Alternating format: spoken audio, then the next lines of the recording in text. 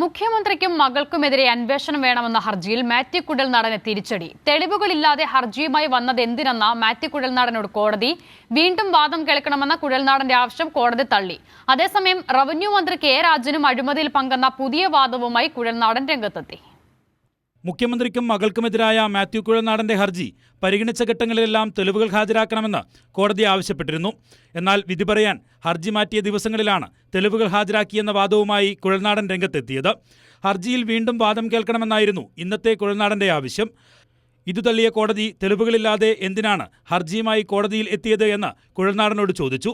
CMRLന്റെ ആവശ്യങ്ങളെല്ലാം സർക്കാർ തള്ളിയതാണെന്നും കോടതി വ്യക്തമാക്കി. ഹർജിയിൽ ഈ മാസം 6-ന് വിധി പറയുമെന്നും കോടതി വ്യക്തമാക്കി. കോടതിയിൽ നിന്ന് തിരിച്ചടി നേരിട്ടതിന് തൊട്ടു പിന്നാലെ പതിവ് വാർത്താസമ്മേളനവുമായി കുഴൽനാടൻ വീണ്ടും രംഗത്തെത്തി. പതിവ് പോലെ പേപ്പർ കെട്ടുമായെത്തിയ കുഴൽനാടൻ പുതിയ വാദങ്ങൾ നിരത്തി. ഇത്തവണത്തെ പ്രധാന ആരോപണം ടൂറിസം മേഖലയിൽ CMRLന് സഹായം നൽകിയെന്നായിരുന്നു. എന്നാൽ തുടങ്ങിയിട്ടില്ലാത്ത പദ്ധതിയെക്കുറിച്ചായിരുന്നു ആരോപണം എന്നത് കുഴൽനാടന്റെ വാക്കുകളിൽ നിന്ന് തന്നെ വ്യക്തം. മന്ത്രി കെ രാജനും മുഹമ്മദ് റിയാസിനും പങ്കെന്ന ആരോപണവും കുഴൽനാടൻ ഉയർത്തി.